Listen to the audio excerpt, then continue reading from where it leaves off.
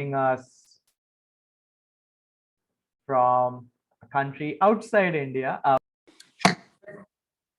Hi, good morning, Bharat. Thanks a lot for accepting our invitation and joining in. Of course. So I have Saurabh and Kushagra also. Hi, Bharat. Good to see you. Hi, Bharat. Likewise. So yeah, before we begin, I just, the recording has already started, but I just wanted to take your consent also before it, if you're comfortable with us recording this session. Fine with me. How will the recording be used, TV?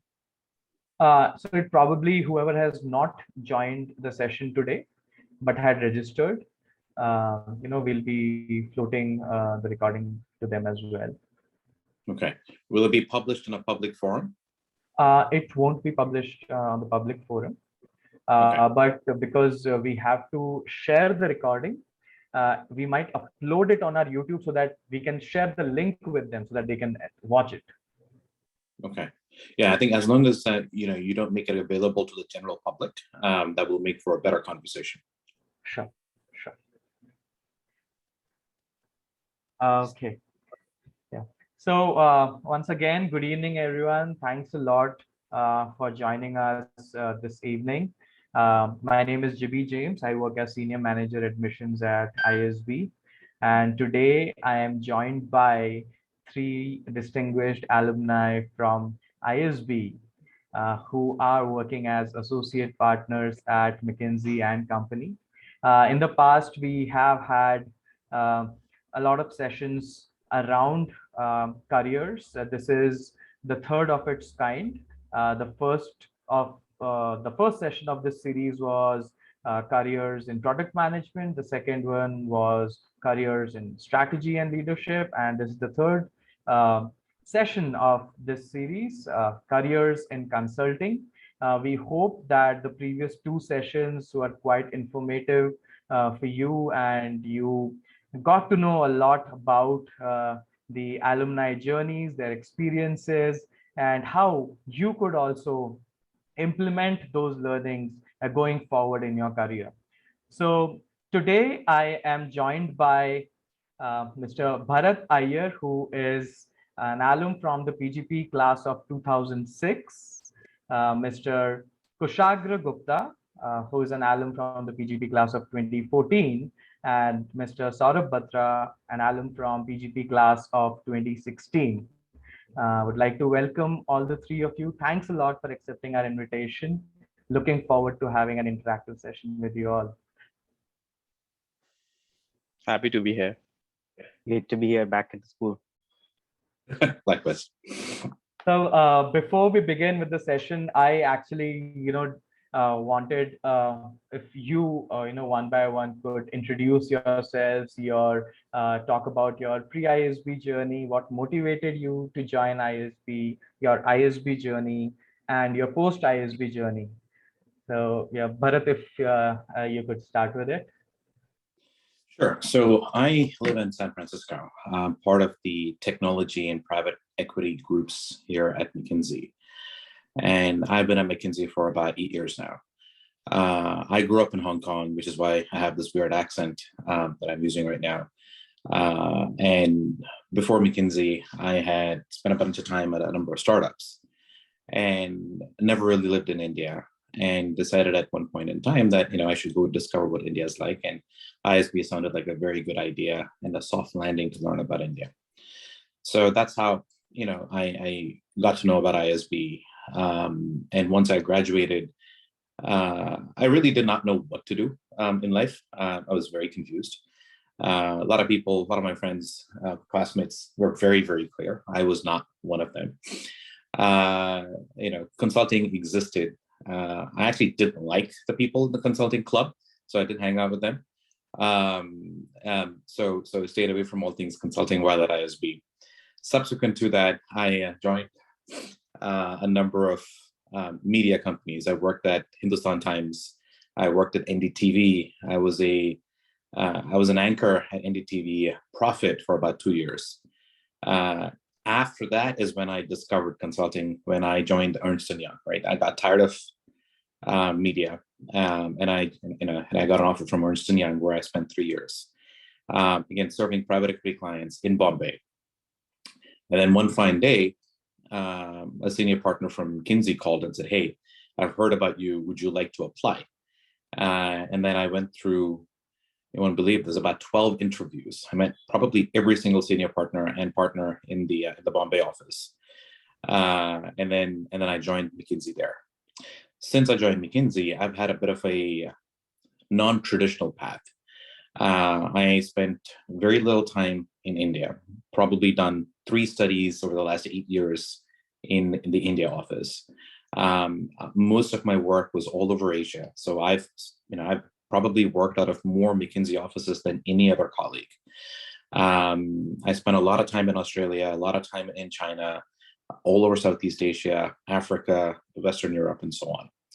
At one point in time, about 6 months after joining McKinsey, I actually gave up my apartment, sold all of my stuff, and moved into a suitcase, and decided for the next 3 years, I'm going to live out of fancy hotels. Which sounds wonderful, but it's actually horrible because you cannot have a personal life at all. So at one point decided that, as wonderful as it is, I would like to settle down. So got married. I transferred to the Hong Kong office, back home, as it were, spent a couple of years there. And then I decided what I really wanted to do is serve technology companies and technology investors, which is where I decided to move to San Francisco, where I've been for a few years now. So let me stop talking. Been talking for a while. Great journey, Bharat. Thanks for sharing that. Uh, Kushagra, would you want to go next? Sure. So I'm like Bharat, I'm based in the Mumbai office of McKinsey. I'm associate partner now. Do most of my work in the tech, media, telecom space, a lot with our tech services providers, SaaS players, consumer tech companies here in India, but also globally. US and Europe being the 2 largest geographies that I really work with clients on. Recently working with Japan as well. My journey prior to ISB was with investment banking. So I'm an engineer by training, and I joined Lehman Brothers in 2009, just before they went bust, and then continued over into Nomura, and spent 4 years prior to ISB in investment banking. Came to ISB with the aspiration of moving to front office investment banking. So consulting was nowhere on my radar when I kind of joined ISB. And the reason I joined ISB was I just looked at the faculty coming into ISB and the course curriculum at that point in time, and it was different. It was a global curriculum with global professors, faculty. It's taking the best of all the worlds together and bringing that to India, and that was the reason I joined ISB. And I had this kind of aspiration of moving, like I said, to front office investment banking at some point in time. But I think I saw the variety of stuff that was available at ISB, and learned a lot from my peers who came in from various different backgrounds, finance being one of them, but also prior consulting experiences. And what really excited me was the kind of ability to do different problem statements at the same time in the same job. And that's the reason why I kind of um, look towards consulting as a career choice. Joined McKinsey post that, have done like a bunch of work in different sectors, moving around from mining to defense and aerospace to kind of doing metals and smelting and so on. But then found my calling in technology, which is what I'm doing right now. I think that's really been my experience, and ISB helped me make that decision of I want to keep options open, and that's the reason why I went with consulting. Great. Thanks, Kushagra. Saurabh, would you want to go next? Yes, sure, JB. So I'm Saurabh Batra. I'm a ISP PGP graduate from class of 2016 and currently an associate partner with McKinsey. Like KG, I also work in TMT sector, mostly serve tech services providers. I'm more focused on topics related to growth transformation, which means helping our IT services clients grow, increase the top line, etc. Unlike the other two, I've had a rather conventional journey, a little bit boring to say. I was as well as telecom engineer for about 6 years before ISB. I used to take care of network rollouts. 2G, 3G, 4G, of course, wasn't big at that point of time. That's when I started to work with management consultants. Didn't know much about that, but found management consulting very, very exciting. All suited up guys, talking about big strategy things while I was just at times climbing the towers, integrating the equipments, etc. So then, of course, when I did my research, ISP came out to be the best path for getting into consulting. Join ISP was a great 1 year journey. Figured out a lot, and then McKinsey happened. Again, unlike other two, my journey at McKinsey also has been a little bit more conventional. I always worked in the tech sector. In fact, I joined TMT practice. I joined as a junior associate and then went on to become associate partner. Uh, I used to, before COVID, be on the road, be on the flight actually for most of the times. My 60-70% of the time was spent in the US, in Europe, etc., because most of my clients were based out of there. But currently now happily settled in Gurgaon. Awesome, awesome. Thanks a lot to the three of you for sharing your experiences. Uh, I actually wanted to ask a different question, but since the three of you actually mentioned a particular point around, what kind of career mindset you had before joining ISB, I just wanted, to ask one question, which is, I have a list of questions from the audience at the time of registering for the session. They had given their questions.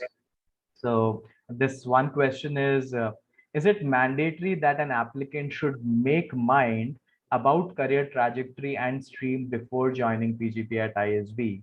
And how did you prioritize the various opportunities to gain maximum benefit from the 1 year of transformation at ISB? So Saurabh, would you like to go first? Yes. I would say it's not mandatory, but it helps, right? If you know the goal, you can very consciously and effectively work towards it, right? You'll know these are the skills that I want to build. These are the networks I want to build over 1 year at ISB. If you know where do you want to eventually get into. Uh, Having said that, right, I think 50-60% of the class will come without a real mindset, clear objective. What do they want to gain out of ISB? But they still do well, right? ISB's 1 year experience is very, very enriching, right? There are so many things going at a point of time, right? You have acads, and you have experiential learning, you have faculty research initiative programs, and the sports league going on, etc. So overall, the mindset shift, the individual transformation will happen nevertheless. That's how ISB's curriculum is designed. Uh, but if you know the end point of journey, where do you want to get into, it just it's a slight advantage. Your journey becomes a little bit more structured and faster. Kushagra, over to you. Yeah. So like in my case, right, I think it's good to have a starting view of where you want to get to, but ISB might change all of that. Like for me, I was very clear I want to get into front office IB or investment management post ISB, and that's how I kind of even planned the set of courses I took at ISB, stuff I got involved in. I was part of the finance club as one of the position holders there. I planned and did my exchange at London Business School, where 80% of my courses were as part of the Masters in Finance course, because I wanted to get into finance post ISB. So a lot of the choices I did were related to what I wanted to do, or whatever idea I had I wanted to do pre ISB. But I kept a lot open to try out at ISB. So a lot of the tech strategy consulting courses, or marketing, number of stuff non-finance related, which kind of opened my eyes also to what's available, and got me excited into different problem statements. Like I said, I joined the consulting club, was part of the case prep and so on and so forth, right? So I think bottom line, good to have an idea of what you want to do, but I'm pretty sure for 50 to 60% of the class, right, ISB will change your perspective of what you want to do in that 1 year while you're at ISB. Thanks, Kushagra. Bharat, do you want to add anything on top of what Saurabh? No, but I'm going to share a very different perspective to my two colleagues here. So I don't think it really matters what you do or what you don't do, right? I think that's the most important thing. But the one thing that I would suggest is please don't only go to class, only do your homework, and not really do anything beyond that. The experience that you have at ISB is about, one, the learning. Yes, I agree. But it's also equally about building a network of people and friends, number two. And number three, learning about how the world really works, right? You have professors that are doing research. You have a whole lot of speakers that will come in. You have experiential learning that Saurabh mentioned, et cetera. All of these things will open your eyes and give you a window into a world that you have never seen before, right? So it's understanding how the world fits together and how the world works and how decisions are really made, which will be the real unlock into your personality. Now, let me give you one example, right? So I didn't like finance. I thought they were too hard classes at ISB. I took a few classes and decided this is too much work. I work on the largest, most important financial transactions in the world today, right? If you look at the top 10 transactions that have happened, M&A transactions, I've probably worked on 8 of them. Now, do I remember anything I did at ISB? Absolutely not, right? But what ISB does is it gives you it changes your worldview, tells you what is possible for you as an individual, as a person, and then it's up to you what you do and the journey that you have after that. So as long as you don't only focus on academics and just live, wonderful. Awesome. Thanks, Bharat, for that different perspective. It really adds on to, it sums up actually what the gist of this particular answer actually should be. So now, another question, I would say sort of an icebreaker. How your usual day at ISB was like? So Kushagra, would you want to go first? Yeah, it's a mix of what Bharat and Saurabh already mentioned, right? So you typically start your classes in the morning, maybe I would say 3 classes, about 6 hours or so. That would be like my typical day. And then you go back and you kind of get into different activities which vary by season where you are at ISB. If it's the season for the ISB Super League, I was a team owner in as a part of the Mohali campus, and which meant a lot of like preparing for these IPL type bids and trying to figure out which alums should I get on board so that I can make the best team and at least win some of my money back as well. So that was one of the things. I was part of the finance clubs, organizing competitions and so on and so forth. Part of the various different speaker sessions that happened. So that was like the second part of the day. The third part of the day was like really prepping for assignments, and assignments are a lot of fun at ISB, at least because there's a lot of group work involved. And at least in each of the groups that I was part of, I had people from very, very different backgrounds coming in. And that is what made it really exciting to be as a part of group work or assignment work. And then the night was a lot of like hanging out and parties, which are quite important and part of the social circuit at ISB, right? So a mix of all of this happening together, and the flavor really changes by season, right? So if you're closer to placement time, it's consulting club and a lot of the prep work going there. But if it's post placements, it's a lot more of social interaction. So multiple things happening through the day, and I think various flavors through the year. Sure. Thank you. Bharat, anything on top of what Kushagra said in terms of the academics, plus something non-academic, like the fun side as well? Look, there's a lot of fun things to happen at ISB, right? So, I mean, you have your classes, very important, right? Your grades are critically important, but the amount of time you spend studying has nothing to do with the grades that you get, right? That's at least been my experience. So please don't do that. Number two is I spent a lot of time, in addition to sort of studying and getting good grades, exploring ISB. So the social circuit is very, very active. And I think it used to be more active in 2006, and I think subsequent classes made it a lot more boring, is what what I've observed. So thank you, Kushagra and Saurabh. And there are a lot more rules now than there really used to be. He's agreed. That's on Jibby and the ISP management, not on the Alex. Not on me as well. It used to be the real Wild West at one point in time, and you used to have parties in the quads. Everyone would participate. 4-year-olds upwards would come in and spend time at these parties.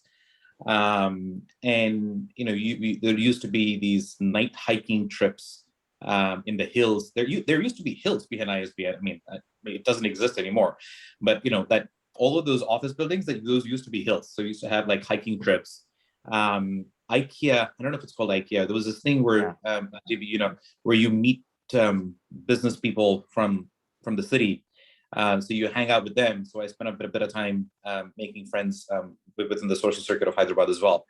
And almost every weekend, twice every weekend, you would always go to whichever venue in the city and spend time hanging out there, right? And then you would come back to ISB and the party would continue.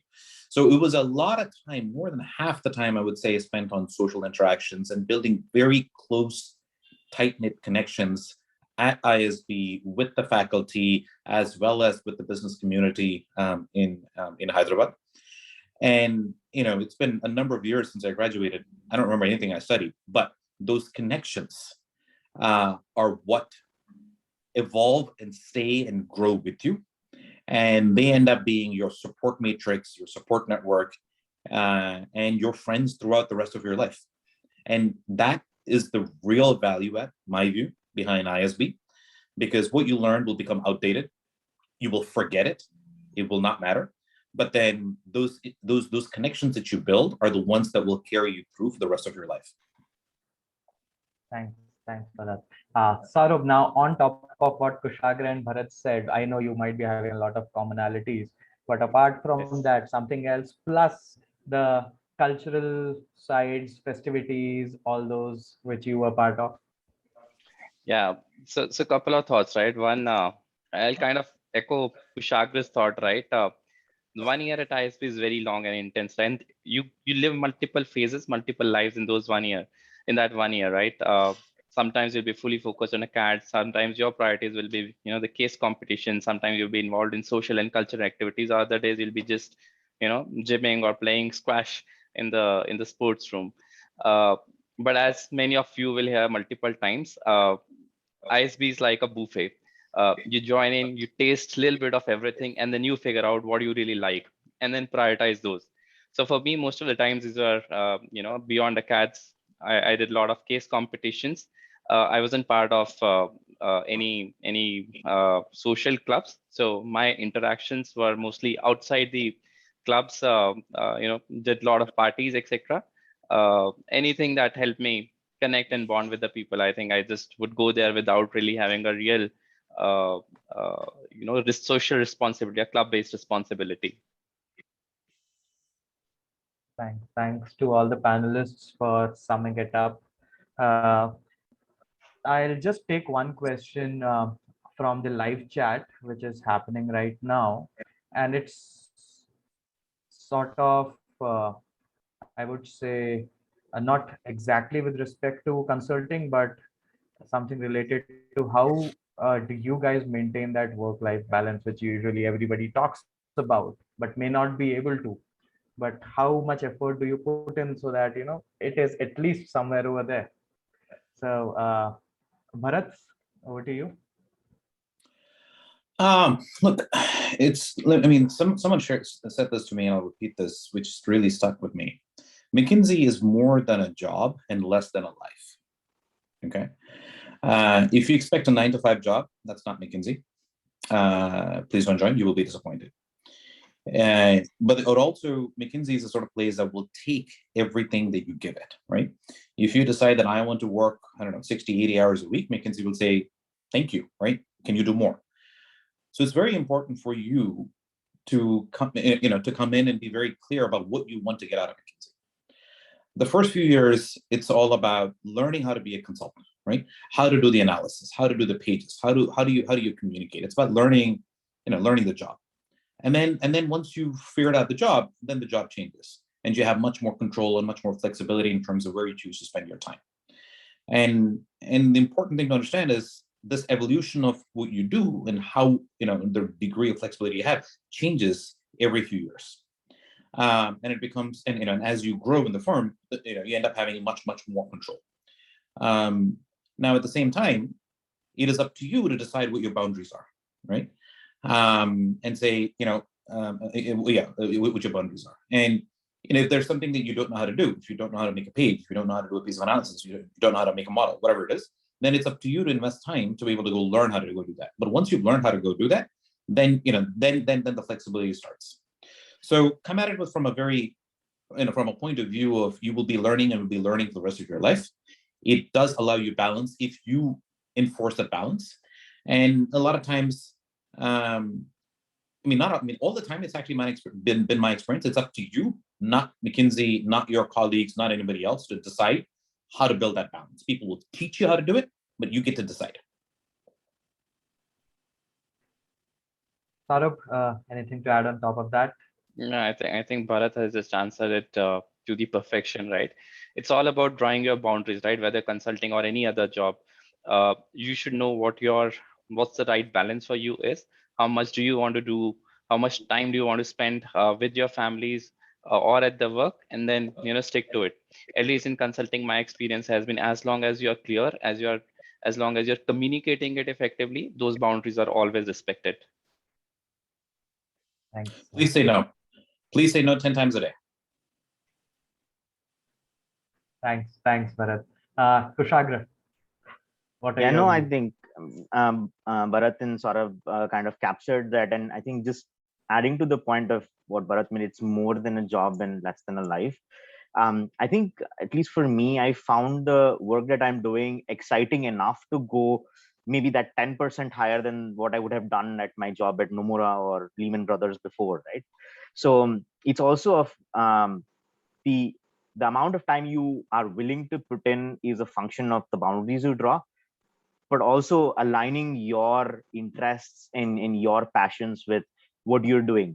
I think both of those kind of make it on where in the scale of you're able to strike that balance of, yes, I'm excited by what I'm doing, and I'm willing to put in the hours that are needed to make it done, versus, hey, I don't think this is the right place for me.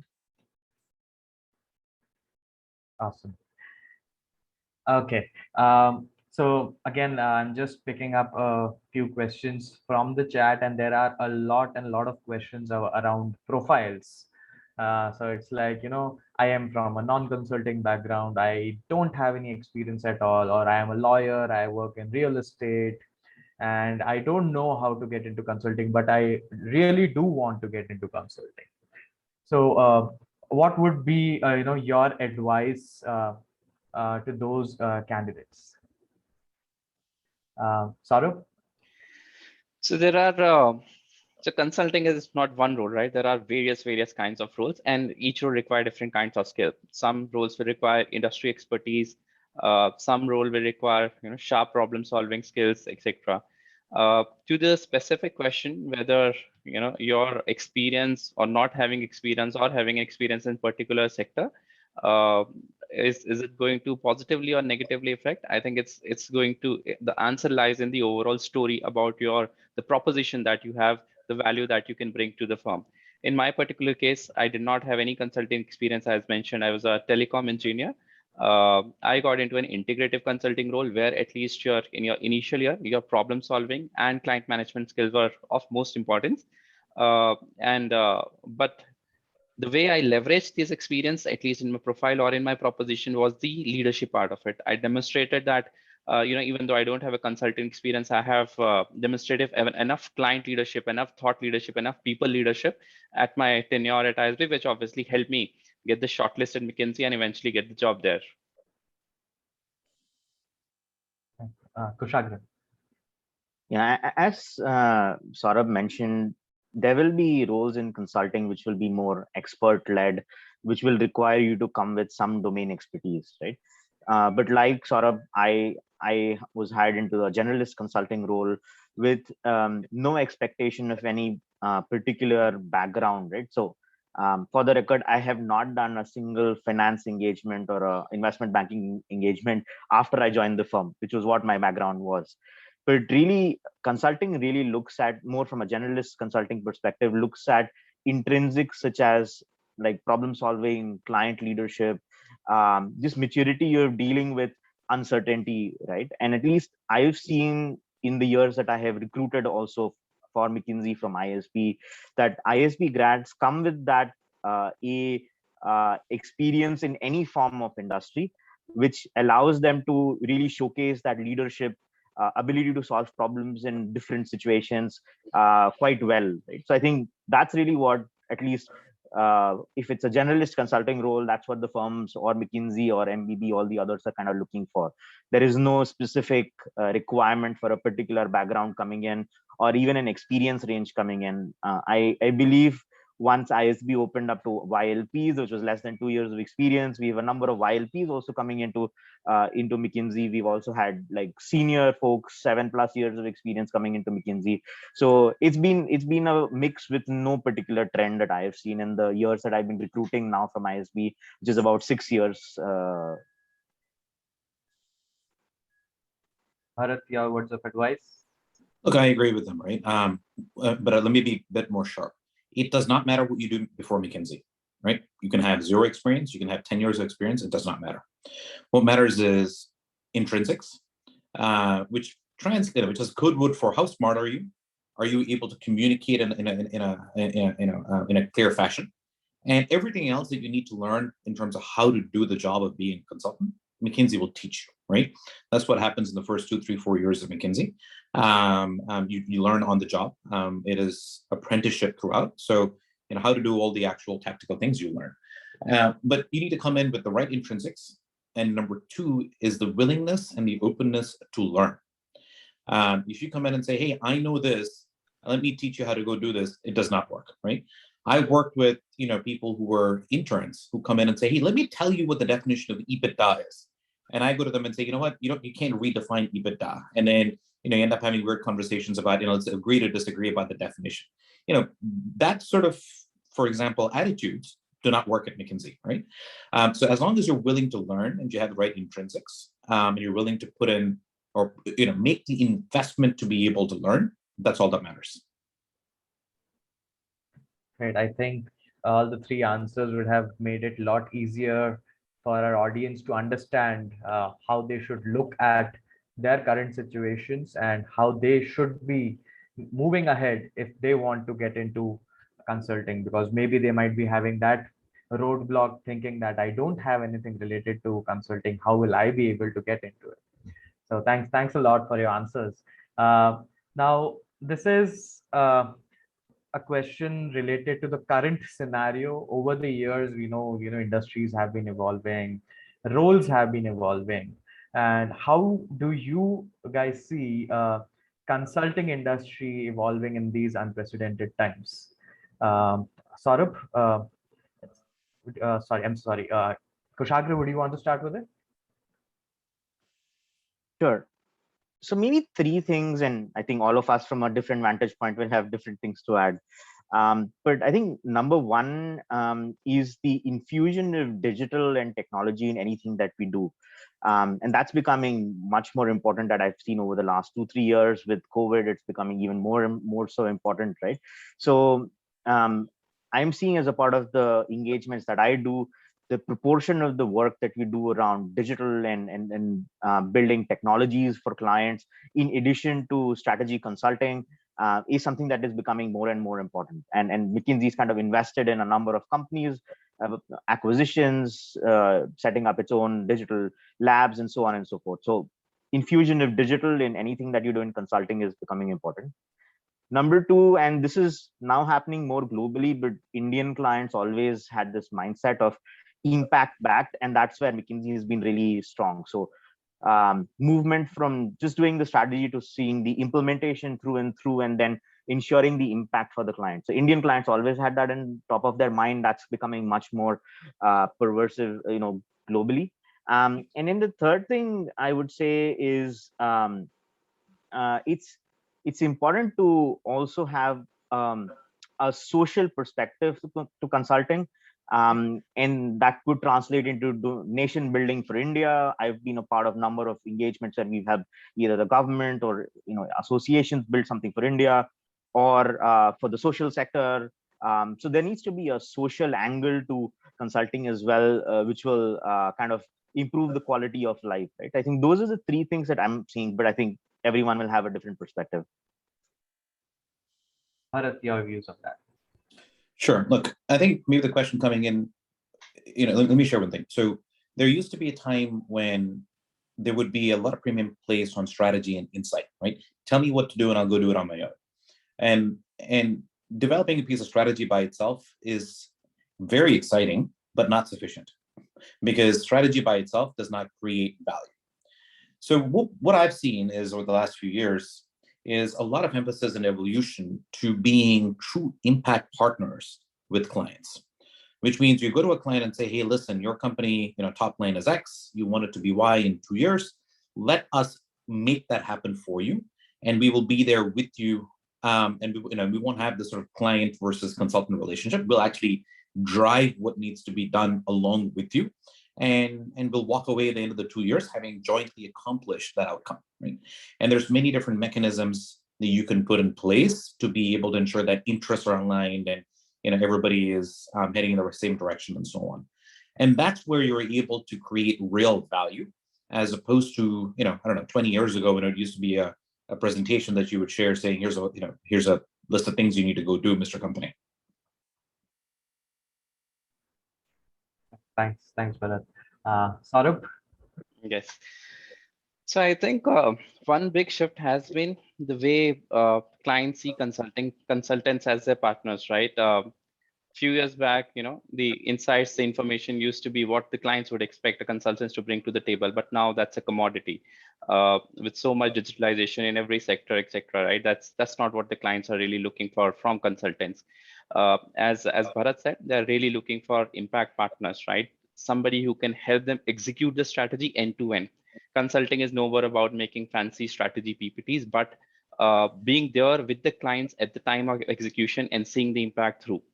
From the other side, from the consultant side, I think the focus has moved a little bit away from impact to impact plus experience. I think consultants have started to care a lot more about in the journey to the impact. How are you actually transforming? What are the software and the health metrics aspect of the transformation, right? How are clients feeling it? Is there a positive energy that you're driving within your clients' cohorts? That's second. And third, I think digital and analytics have started to play a big role in our consulting projects. Whether it's sales, whether it's just thinking about the strategy. Again, I'll take example of sales. Earlier, the sales transformation program will be about how our clients can actually go to their clients' offices, walk the corridors, understand their priorities are. Today, you can build digital tools which will do all this work in about 1/10 of the time that it used to take earlier. Thank you. So now just shifting our focus a bit towards the admissions and applications perspective. So there have been questions around, how to build the right application, how to build a strong application. So could you just take us through your admissions and application journey?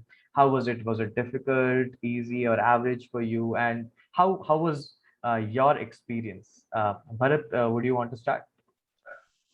Look, I think my experience is not unique. I mean, it's quite unique. And it's not the experience that any of you on this call will ever have.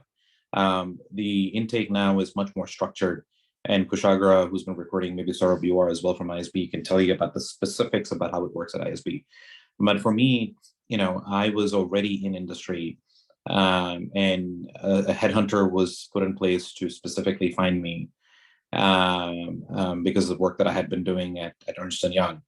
And, again, and we went through about 10, 12 different interviews, and it was much more of a series of conversations as opposed to a real interview per se. And for me, it was about a two-way match. I mean, did I really like the people that I was talking to, and vice versa? So think of it as you being interviewed to be part of a club almost. I mean, it's a wrong way of thinking about it. But that's almost how it felt. And yeah, and a dozen sort of real conversations later, people decided that, yeah, this is interesting. Let's try it out. Again, nobody else here will ever have that experience, but things like that do happen. Great to hear that, Bharat. Saurabh, how was your admissions and applications experience? So I think I, of course, applied to a number of B schools. Where ISP stood out was, the process is very clear and transparent. I have also been on the interviewing panel for ISP. ISP gives you an opportunity to present your your best case. ISP will not try to put you on spot, whether through the essays or during the interview process. In fact, the support that you get during the entire journey from ISB is just excellent, and I think that was the case with me as well. Wherever I needed some information, there were always people I could reach out to, whether it's related to, how do I answer the questions, a little bit of a coaching also given through sessions on how to draft your application, etc. So I think from that perspective, it was very, very smooth and a clear process, which made the journey very easy. Sorry, I thought you meant admissions. I mean, intake into McKinsey, not ISB. Oh, so sorry. My bad. Yeah. No, if you. This is why I had a very different answer. Yeah. I thought maybe that was your admissions journey as well. No. My admissions was very simple. You apply, you write your essays, an interview, and then you're done. So sorry about that. No, you can just go ahead and explain if you want to, just go ahead. No, and it was very simple. You fill out the application, you send it in, and I didn't have access to any of the resources. I don't know those resources were available back in 2005. So if you write the essays, and I applied to a bunch of places, and I reused the essays to a large degree, and I got called in for an interview. I decided to turn up on campus because I wanted to see what campus looked like, and met a couple of people, which was the interview, and then that was it. Okay, thanks. Yeah, Thank I you. think hasn't changed much even in my year. Very simple process. As everyone, applied to multiple schools. So a lot of the introspection was already done. So if ISB is your first school you're applying to, you'll have to do that introspection a little bit before you get in. But if you're doing multiple schools, I think that's already done. I think the new thing that was, or maybe it was new and I don't know if it's continued, not continued, was the video essay that was part of the 2 years, I guess, 2014 and 2015. And that was something to really think about, right? So how do you present yourself, and what do you talk about, and how do you make it interesting?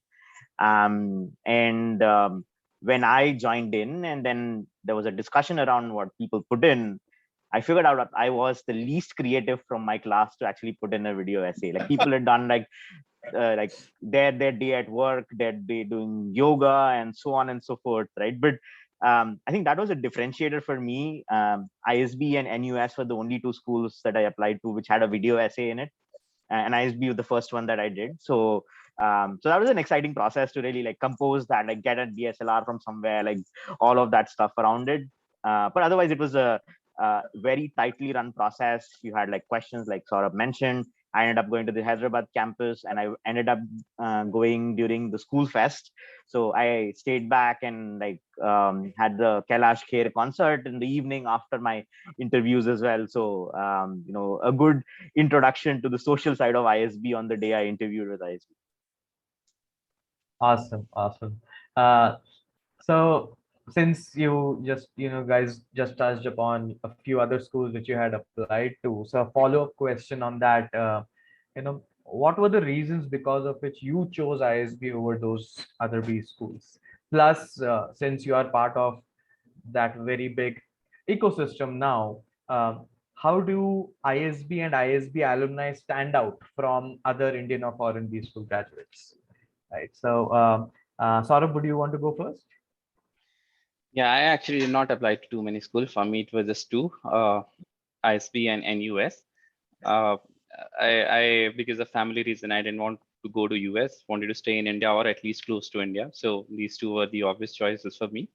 Uh, Isb, because as I mentioned, I wanted to get into consulting, and at least at my research at that point of time showed me that ISB perhaps was the best way to get into a top tier management consulting firm. So very, very straightforward from that perspective. Uh, so yeah, other questions: how do ISB alums stand out? I think at least during my early years at McKinsey, right, the observation was people, the alums at at ISB, they come with a lot more experience versus from other B school, at least Indian B schools, and they have a lot more richness in terms of their experiences, the way they have managed clients, they have handled different situations. Even the intrinsics such as negotiation skills, etc., are are above par versus graduates from other schools. Uh, and that also shows in terms of the recruiting numbers that we see across B schools, right? At ISB, most of the tier one consulting firms, the numbers are highest versus all schools at ISB. Thanks, Saurabh. Kushagra? Yeah.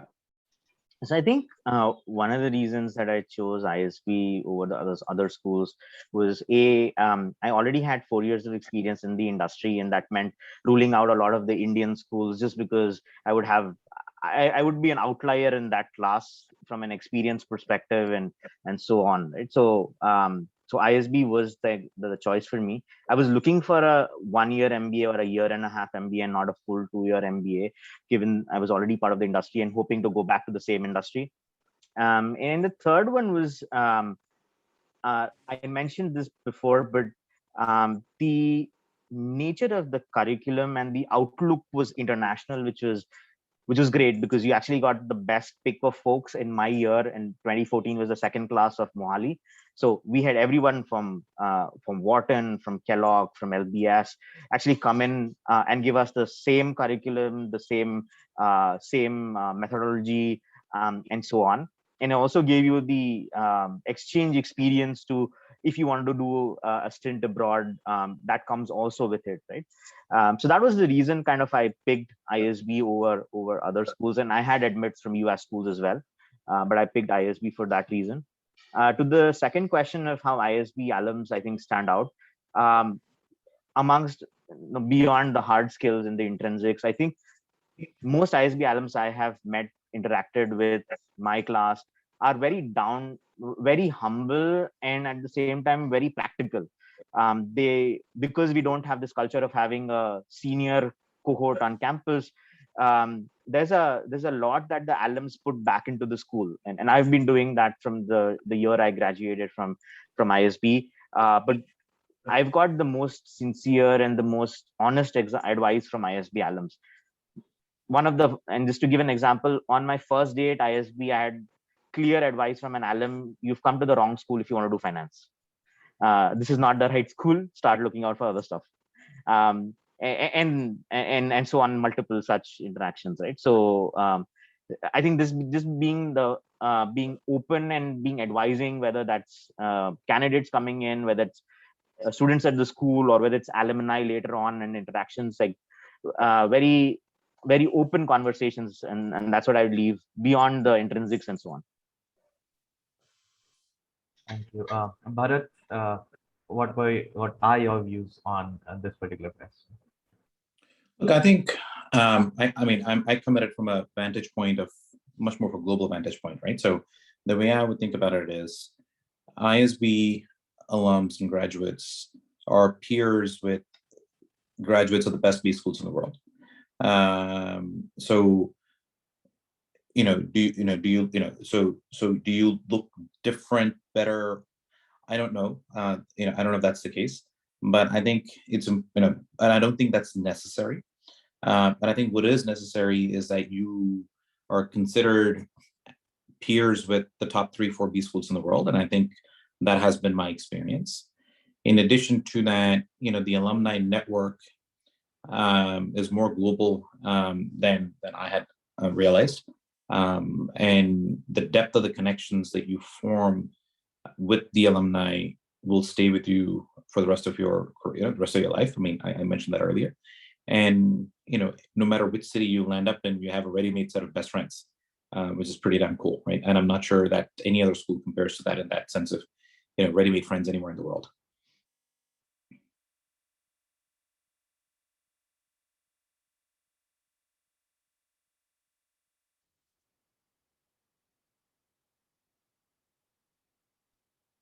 Does that make sense? Yep, I think we lost Jibby. That's right.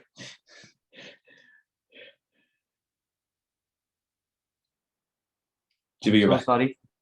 I'm so sorry. There was a power cut. My end. Pros and cons of working from home. Yep. I'm so sorry, Bharat. I actually couldn't hear your entire answer. It's all good. It doesn't matter. It was a great answer.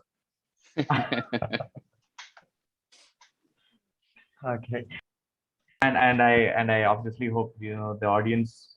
It was more for the audience as for me. So I take that answer. Uh, so moving on to a bit more of your day-to-day professional lives. Uh, how does your day in your professional life go by? Kushagra, your life in the boots of working at McKinsey. Yeah. So I think the answer varies pre-pandemic and post-pandemic, I guess. But yeah, pre-pandemic was, a lot of travel, as Saurabh also mentioned. I serve clients globally, and like 60-70% of my work is outside India. So it's a lot of travel involved. But it's working really, I would say, side by side with clients for, I would say, 4 out of the 5 days.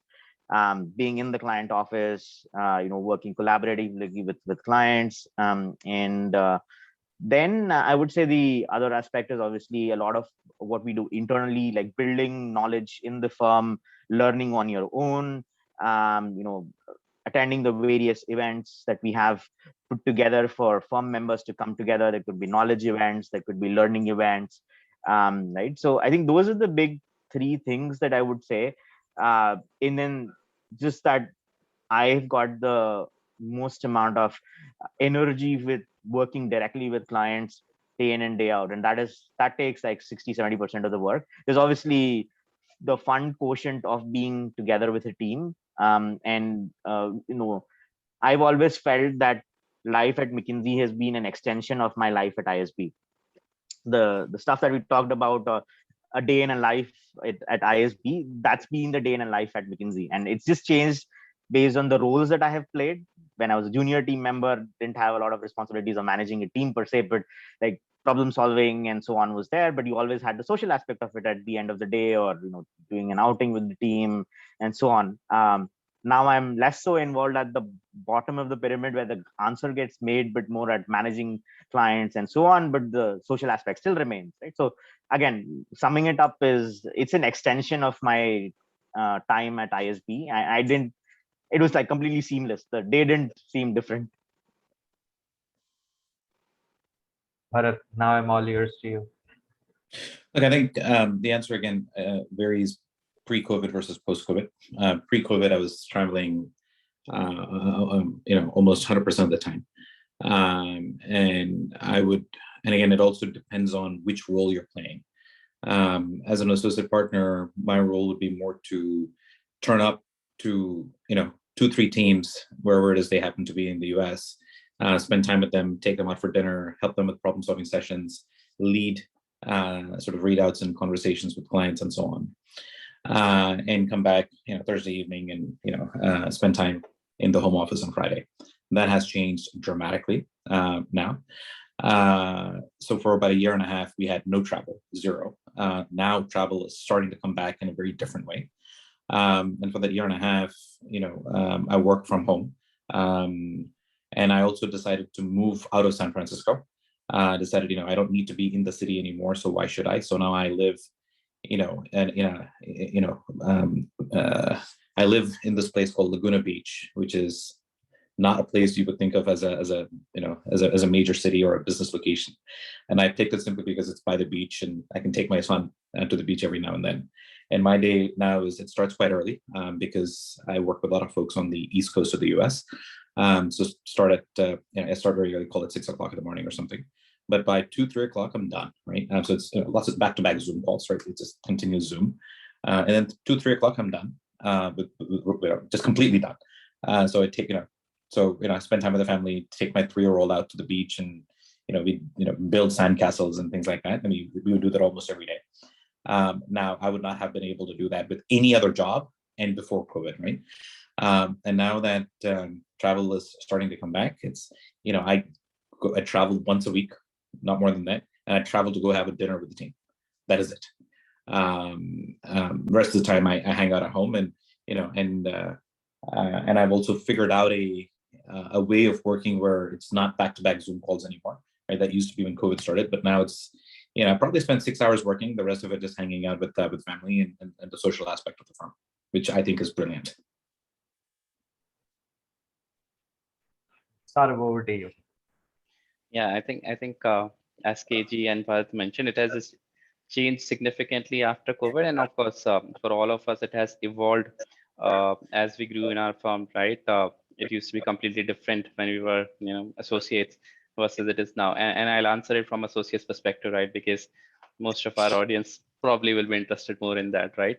So you'll get up very early on a Monday morning, take a very early morning flight, 6:30, 7 a.m. Land at airport, straight away go to a client site, reach there by probably 9:45 or 10.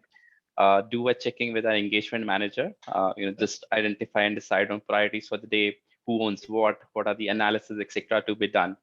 Right after that, we'll meet working level clients, the clients who work on a day-to-day basis, who will give us the data, who will give us the all other information that will require. So based on whatever work stream I'm leading, I'll already know which clients to go to. I probably would have already blocked time with them. So I'll go sit with them, work with them, spend a couple of hours with them, come back to my workstation, do whatever analysis, page making, maybe some expert calls, etc., experts within McKinsey, outside McKinsey, etc., and get my version of analysis ready. So around post-lunch, I'll have another problem-solving session with my engagement manager, where we'll discuss about the emerging answer that we have on the topic. My engagement manager will give me some inputs, insight. We'll come up with the next iteration of the answer. And then towards the evening, we'll have another round with our working level clients where we'll show what we are working, how's it going, get their inputs, etc. Around 6:30, clients will leave. We would stay for a little longer until about our dinner time. Then probably we'll go to hotel, do the check-in, have dinner, post dinner, maybe continue with the analysis, work till about 10, 10:30, 11 in the night, depending upon how good or bad the day is. And the same cycle other than the travel where we put the next day. Thank you for that elaborate view into your day-to-day work. Now, I just wanted to take a moment to respond to a question from Aditi. If I'm not wrong, Aditi, you mentioned that you would have loved to see women panelists as well. I apologize for that, and I completely agree to what you are saying. We actually tried to get our women alum also on board, but due to some personal reason, she had to drop off, because of which we have an all men panel, if I have to say that. But at ISB, we value diversity, and diversity is not only in terms of what your industrial background, your functional background, or your gender has been, but also from which particular walks of life you're coming. So, point well taken. And we have been trying in the previous sessions, we did have women engagement as well. In this particular session, unfortunately, because of unforeseen circumstances, we couldn't have it. But point taken, and we'll definitely ensure going forward that we have women alumni also in place. GB, let me make a comment on top of that, right? Aditi, I think when it comes to McKinsey, what you see here, the 3 guys here, is not representative of what the mix within McKinsey is. We are more diverse. We would like to be more diverse than we are, and there is a very strong push to be able to recruit more diverse profiles as well as evolve our gender mix. And in addition to that, not just in terms of recruiting, but as we think about developing people over their careers across the various roles at McKinsey, there is a lot of time and thought that is put into how do we make our female colleagues more successful, given given the unique journeys that they will have through life. We don't have a perfect answer, but I think we and I'm sure others on this, Saurabh and Kushagra and many of our other colleagues within McKinsey have spent a lot of time and are doing real investments to be able to ensure that McKinsey can be a real and sustained career all the way to the very top at McKinsey. So just wanted to share that.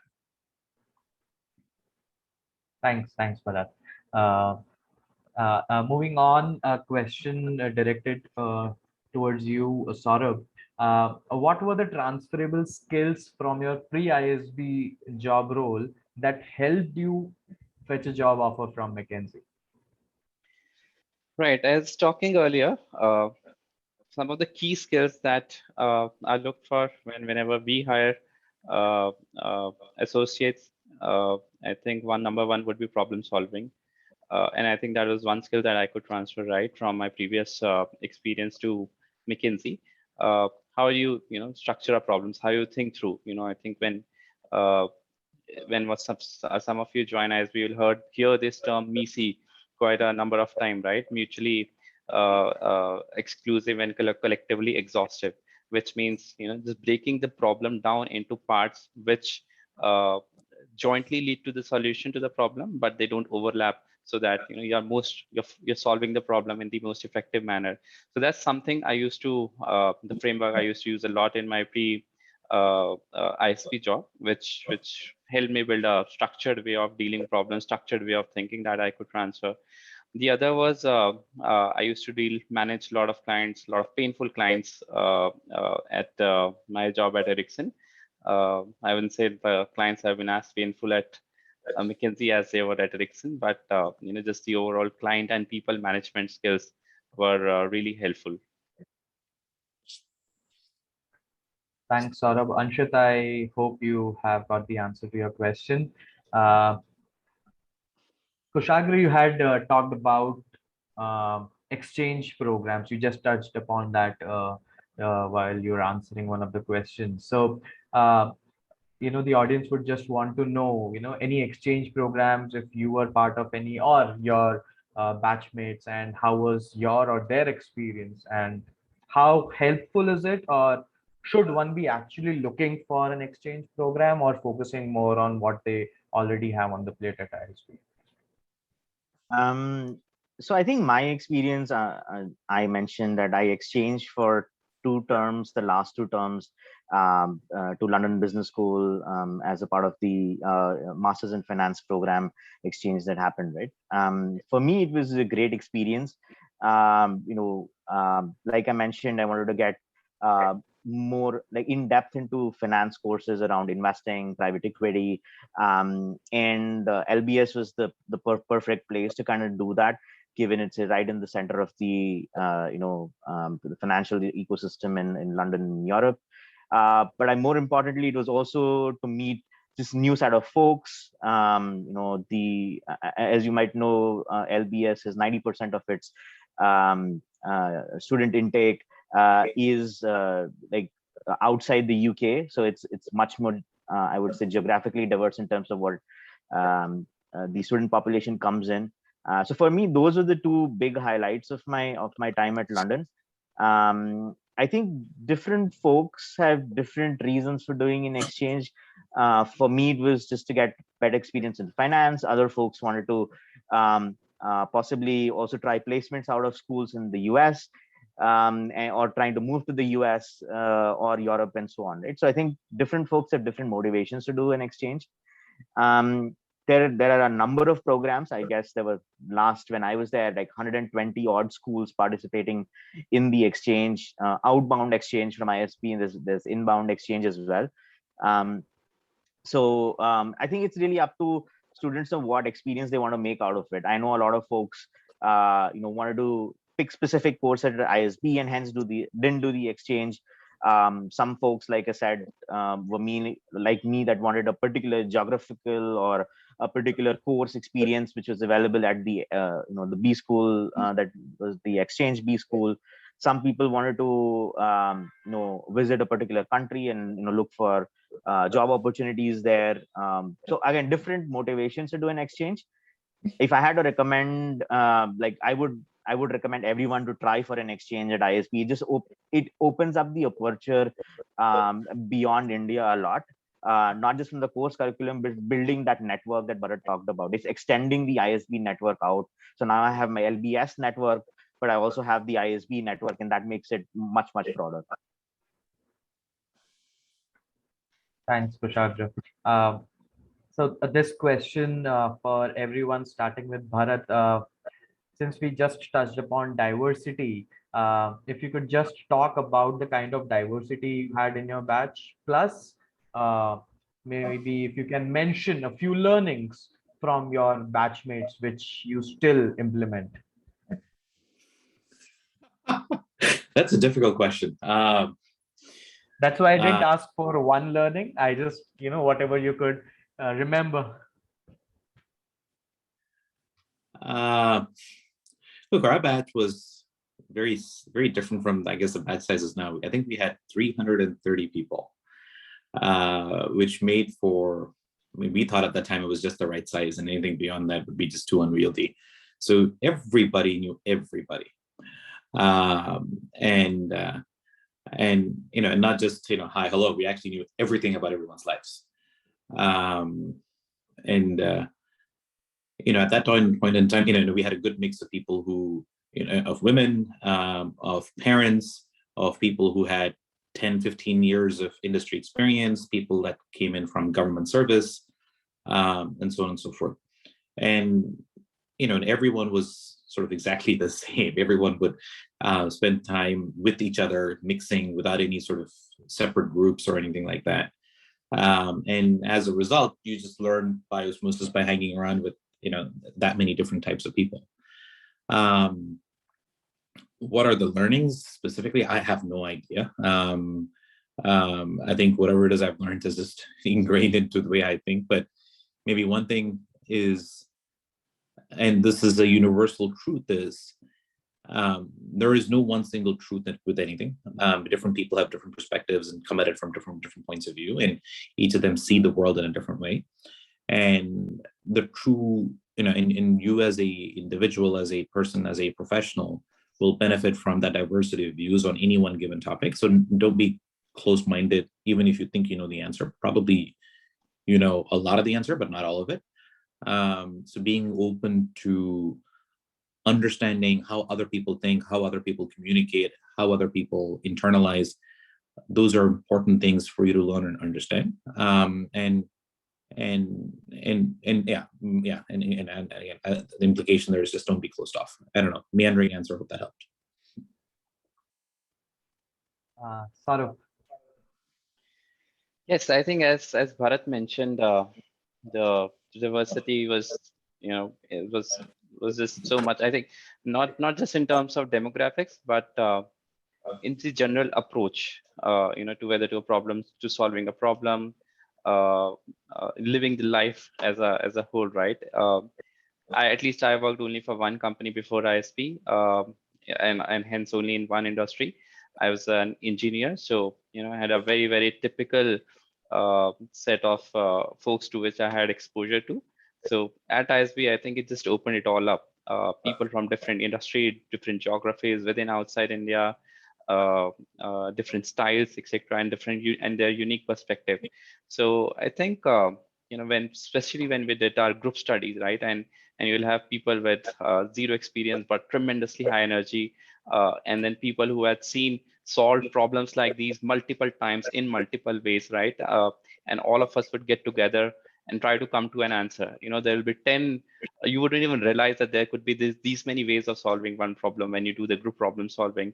So your mind, your ways of thinking just open up, hearing such diverse perspective and views. So I think that's one big takeaway, one big learning that I had from the diversity of people or folks I interacted with at ISP, which is, there could be different perspective, and all those perspective can help you get forward, get one step closer to the solution in some way or the other. Kushagra. I think diversity-wise, both Saurabh and Bharat have mentioned, but if I just mention a few profiles in the study groups that I had, right? I had a person who was a practicing doctor, major in the Indian Army, who was a sniper expert and was wounded in Kargil. I had folks who had done oil and gas drilling on Schlumberger platforms for like 5 years. I had like investment banking analysts like I was. And I had like core marketing folks that thought very differently to any problem statement that came in, right? So that kind of gives you a sense of the diverse set of profiles coming in. I think beyond the learnings that Bharat and Saurabh mentioned, I think it's also a little bit of the teamwork to get different set of people who think differently work together. And some people are very structured thinkers like me, but some people are much more fluid thinkers. And then they work really well in certain set of situations versus structured thinkers think well in different situations, right? So there are different personality types that come together in the team. And I found that out in I would say the first term at ISB, where it was a very diverse group, and getting that group to focus and ensure everyone's strengths actually come in the areas of their where they excel, and getting that together as a team, that just taught me a lot about teamwork and leadership, which I've kind of carried over to my teams at McKinsey as well. Thank you all. So we are anyway nearing closer to our time. So I will just have one or two more questions before we have the closing remarks. So question to the three of you, starting with Saurabh. Can you just talk a bit about your interview experience, how it was, and also what expectations do interviewers have from the candidates? Interview at McKinsey or at ISP? At ISB, at ISB. Okay. So I think, as I said, right, I was talking about earlier, in ISP interview, you are encouraged to bring put your best foot forward. Unlike at some other B schools, ISB will never try to put you on the spot. It'll support you in every possible way. The interviewers first ensured that I was comfortable. They asked me about, just tried to break the ice, offered me water, made sure that I was relaxed, calm, and not nervous. So that's how it started. And I think the way the process went, they were just try to make sure that the story I had put in my essays, I actually believed in it. If you are getting a shortlist at the ISB interview, it means that your story is already there. Your credentials are already there. The interview process is just pressure testing that you yourself believe in the story a lot, right? For me, as I said, I was always clear that I wanted to get into consulting. I think a lot of questions in my interview were about that, if I really understand what it takes to get into a tier 1 consulting firm, do I have the right intrinsics for that? Have I really planned my journey at ISB to get into a tier 1 consulting? So all in all, I think a great experience, very, very comfortable interview. And I think the really push was just to test on my story and my leadership skills. Kushagra, how about you? I think very similar. So interviews at ISB will have a large proportion of alums actually interviewing for the positions, versus in some of the other schools I've seen, it's more the admission staff and others that kind of interview for the role at coming into the ISB this thing. So I had like 4 interviews, out of which 3 were were alums and 1 was a professor. And very much the conversation was putting you at ease. B, none of the questions have actually got really been put me at a spot, or things like, how will you estimate so much? And, all of those random questions that I have seen in other interviews or have heard of in other interviews, right? The push was really, again, understanding the depth of my story and the aspiration I had set for myself, both at ISB and post ISB. So the focus of the interview was really on that versus anything else, right? So again, I would say really great experience. I got to experience the campus before and after the interview as well. And I think one of the anecdotes that I remember is, out of the 5 people in my slot that were interviewing for ISB, all 5 of us got into ISB, and 3 out of the 5 of them came into McKinsey at the same time. So we've been like friends through from the time we were actually interviewing for ISB in the Hyderabad campus. Sugar, is that normal? I don't think so. This was a extreme sample size or outlier event. Yeah, Bharat. Very similar, right? I mean, nothing groundbreaking to add beyond that. I mean, it's a friendly opportunity to get to know you, and Saurav, I think, put it nicely. It's about whether you believe in your story or not, and when your interviewer gives you candy or water, please take it. And this is not a test. This is just a friendly conversation with with an alum or someone, just to get to know you and understand the color and depth of what you've written in the application, and to get to know you as a person. So if you make it up to be anything beyond that, then I'm not sure you're doing yourself any favors. Thank you. So just for the information sake of the audience, so the interviews are taken by the ISB alumni, right? So the ones sitting in front of you, they can also be your interviewers. Who knows? But yeah, all the interviews at ISB, since the time I have joined, like I joined in 2019, since then I have seen it's only the ISB alumni who have been taking the interviews, and going forward, the trend continues. So, yep. So you are getting live insights from them as well here. Now, one last question before the closing remarks. We just talked about interview experience and expectations of getting into ISB. Now, interview experience and expectations of getting into McKinsey. Bharat, would you want to go ahead? Look, I think the McKinsey process is similar to the ISB process, with a few important differences.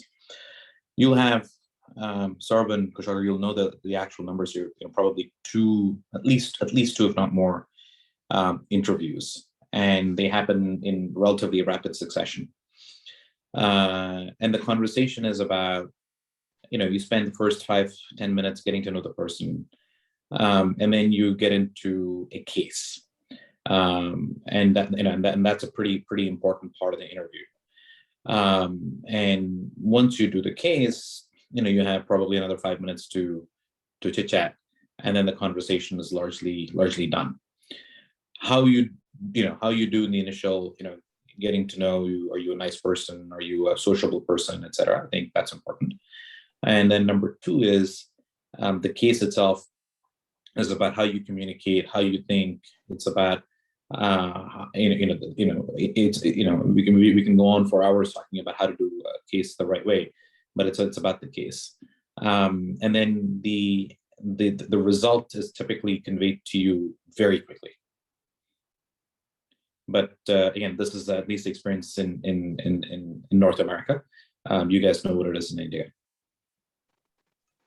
Yeah, I think what Bharat's saying, exactly the same thing. It's a lot more structured as compared to North America, because we actually have a day 0 at ISB where you'll probably have all the consults lined up, right? So minimum of 2 interviews, sometimes 3 or 4. Exactly, roughly the interview times each interview is about 30 to 45 minutes. There's the chit chat and getting to know you as a person, but the case is really important. And it tests a few things that Saurabh already talked about, right? So problem solving, your ability to communicate, evidence of managing clients, evidence of leadership that you've shown, right? All of that kind of gets tested in each of the cases. And then yeah, I would say from the time you maybe step into your first interview, will take you like max like an hour and a half to complete the 2 interviews, and then like 2 to 3 hours down you'll know the result. And yeah, and then for ISB is I would say a very important campus for McKinsey coming in. We hire our largest batches from ISB versus other B schools in India. I would say even globally, between let's say an INSEAD and an ISB, typically the numbers would be the largest intakes into McKinsey. So yeah, and then the experience is very much like the ISB interview experience. It's to put you at ease, give you the ability to showcase the best that you have. And then the thinking is always around how do we recruit you versus versus other firms looking like how do we reject you, right? So I think there's a big difference there, and it's kind of shown in our numbers as well, right? So roughly about the if you have a shortlist from McKinsey, you have a hit rate of 50% to make it into McKinsey after that. So it's a flip of a coin, and the flip of a coin depends on you and not on the interviewer. And it's a very casual conversation, like Bharat mentioned. So I think we've modeled this very much similar to the ISB admissions interviews themselves. And it's I would say it's run a lot by the alums, right? So I've been part of ISB recruiting since 2015 till now, and now I'm part of the the interview panel as well. But there's a lot of alum coaching that goes on behind. There's this engagement, and most of the firms would have that, but would have a lot of alum engagement before getting you to do case prep, getting you to do like even with pre-pandemic sessions on the ground in the campuses themselves. So all of that is giving back to the school so that you guys do the best on your day, on day zero, whether it's with McKinsey or with other consulting firms or with other firms in general. Thanks, Kushag. Saurabh, yeah. Yeah, I think Kushag and Bharat already talked about the interview, so I'll cover the other aspect, the shortlisting and the resumes, right? And I think I saw a couple of questions in the chat as well. So it's not just the academics which is looked at when your CVs are getting shortlisted. If that were the case, McKinsey will not even ask for CV; they'll only ask the school for the CGPAs, right? So what's really looked at are the spikes in your resume, right? Where have you demonstrated excellence, leadership, etc. And they can come in any of the sections of your CV, right? It could be a CAD, it could be your past work experience, it could be your extracurriculars to give some examples, right? So there are a lot of cases where people with less than the what you would expect the CGA to be for making it to McKinsey. Those people have made it to the interviews and then they have joined McKinsey. So CGPA is definitely not the only criteria. School as well as McKinsey provide a lot of support for writing the resume. Building the best version of your resume. A lot of alums do come down to the school, work one-on-one with the candidates, help them, make sure that their story is coming across as effectively as possible. A lot of alums from McKinsey will also do the same. McKinsey also would help the shortlisted candidates to prepare for the interviews by doing mock case sessions, other one-on-one coaching. You'll once you made it to the shortlist, you'll get a buddy assigned from McKinsey who will help you through the journey and make sure that you are able to prepare to your best. As Kushagra said, the idea is to the intent is to accept the candidate, make sure that you are able to get to McKinsey rather than having McKinsey reject the candidate. Let me just thank you, Saurabh, for taking up that question, because I actually would have been on the spot, because I have been saying that, okay, this is the last question, but then I would have had to ask that one question again. But thanks a lot for proactively answering it and answering it to the point. So we have reached the closing moments of today's session. Let me just take this opportunity to thank our distinguished alumni for taking out time, and especially Bharat for getting up so early in the morning and sharing your experiences and your insights with the audience, and the Kushagra and Saurav as well. Thanks a lot. I'm quite sure that uh, the audience would have taken a lot of notes and insights and would definitely be implementing it in their career going forward, be it whether they make it to ISB or not, but definitely in their personal and professional lives. So before we leave, uh, parting words from your end, Bharat, starting from you. Nothing really more to add, right? Look, I think ISB is a unique and special experience. McKinsey continues to be an extension of that. And please don't think very in a formulaic manner about ISB, about McKinsey, or just life in general. Formulas do not work. Saurav is the one exception in the world for that.